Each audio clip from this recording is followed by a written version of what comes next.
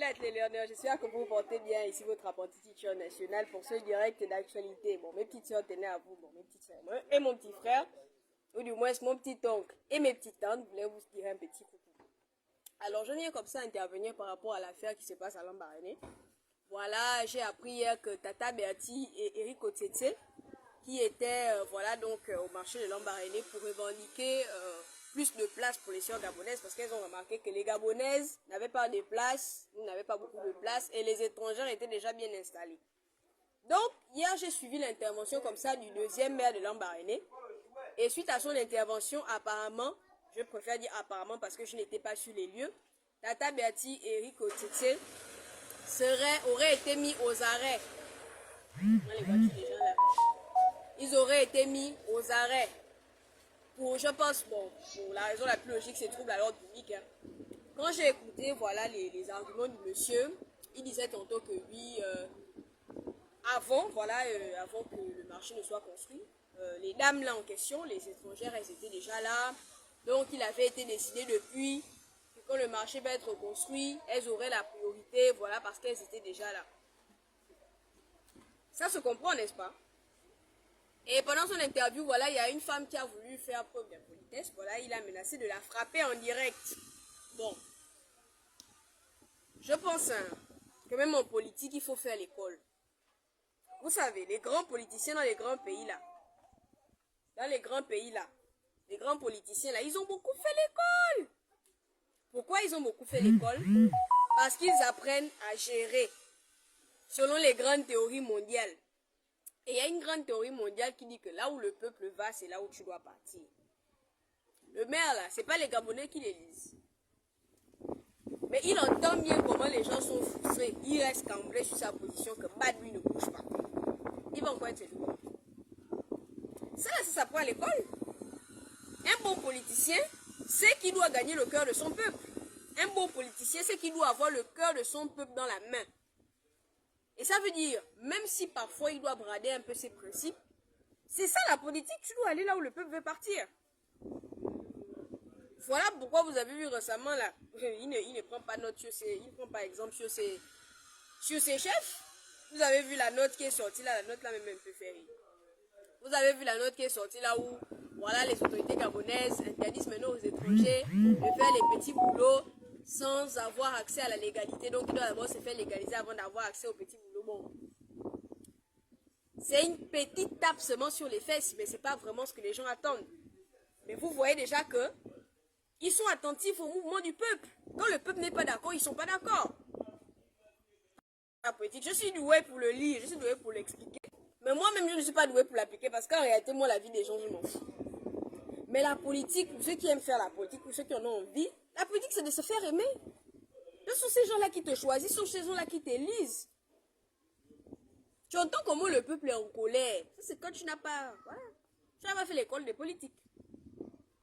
Ou bien même quand tu étais sur le terrain, tu n'as pas eu de bons exemples.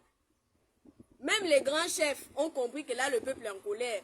Depuis le coup de libération, il y a une vague, je l'ai dit dans ma dernière vidéo, depuis le coup de libération, il y a une vague de xénophobie ou de patriotisme très importante qui est en train de monter là. Il faut être aveugle ou avoir les yeux crevés comme Samson pour ne pas les voir. Pour ne pas le voir, parce que c'est tellement évident. Ça en parle, ça ne se cache même plus. Les Gabonais veulent récupérer ce qui leur appartient. Les Gabonais veulent récupérer leur pouvoir sur leur terre. Ils en ont marre que vendredi, quand ils veulent boire le coca, tous les boutiquiers sont fermés. Les Gabonais en ont marre de ça. Les Gabonais veulent récupérer le monopole. Comprenez ça comme ça. Maintenant, c'est à vous en tant que politicien, parce que la politique, c'est aussi les relations internationales. Dans un sens, je pense que je peux comprendre un peu son intervention, mais parce qu'il cherche aussi à ne pas léser les étrangers dans la mesure où le politicien, il doit se faire aimer de son peuple, mais il doit aussi savoir garder de bonnes relations avec l'extérieur. Il sait qu'il est une autorité, il n'est pas comme Tata Berti qui est de la société civile, ou qui est juste une riveraine. Lui, il a un pouvoir, ça veut dire que s'il fait quelque chose, c'est qu'il engage l'autorité gabonaise, parce qu'il représente l'autorité gabonaise dans sa commune. Je pense qu'il est de du deuxième arrondissement. Donc, il se doit de maintenir un certain niveau, une de bonnes relations avec l'étranger. Et en l'occurrence, avec les autorités des pays, des riverains, voilà, des vendeuse étrangère là qui veulent la place au marché. Seulement, il n'est pas wise. Il n'est pas wise. Parce qu'en fait, en voulant trop maintenir cet équilibre-là, il a même totalement fait pencher la balance.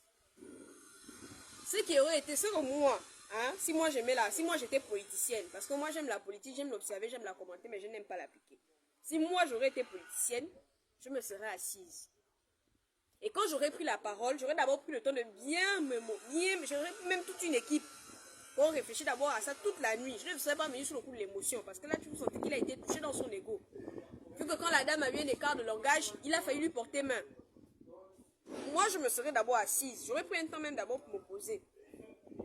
Je prends toute une équipe de cerveau réfléchi. Si j'en ai dans mon équipe, je les prends, s'asseoir, réfléchir à la question.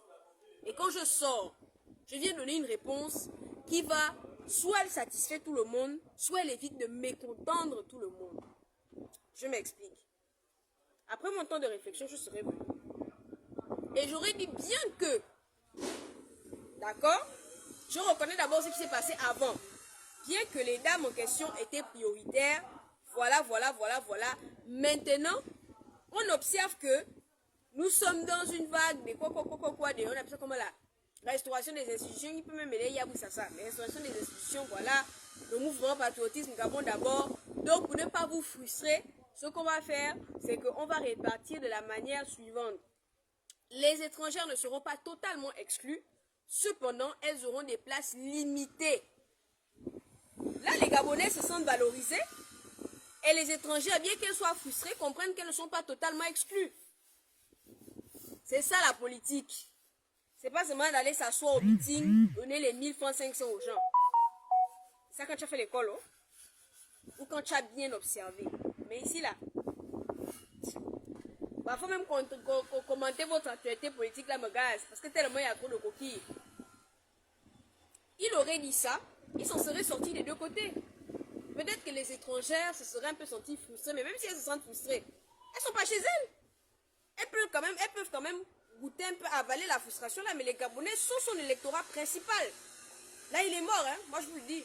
Sauf si Yabris le sauve, mais je ne pense pas que Yabris le sauve, parce que Yabris c'est un calculateur. Yabris lui suit très bien les tendances, attention. Yabris a lu Machiavel, Yabris suit les tendances. S'il voit que tu es impopulaire, c'est difficile vraiment qu'il marche avec toi. Parce que lui-même, il tient à sa propre popularité. Yabris, lui, il a vraiment suivi la politique parce qu'il a été, comment dire ça? Il a été le bras droit, il a été très proche de Mabongo pendant des années. Donc, il a côtoyé des politiques pendant longtemps. Donc, Yabris connaît comment ça se fait. Est-ce que vous voyez un peu? Donc, moi, je trouve que le maire, là, il n'a pas bien géré la situation. Il aurait pu mieux faire. C'est vrai que son intervention, indemne. Ce n'est que mon avis. Après, faites ce que vous voulez. Allez. Allez, ciao.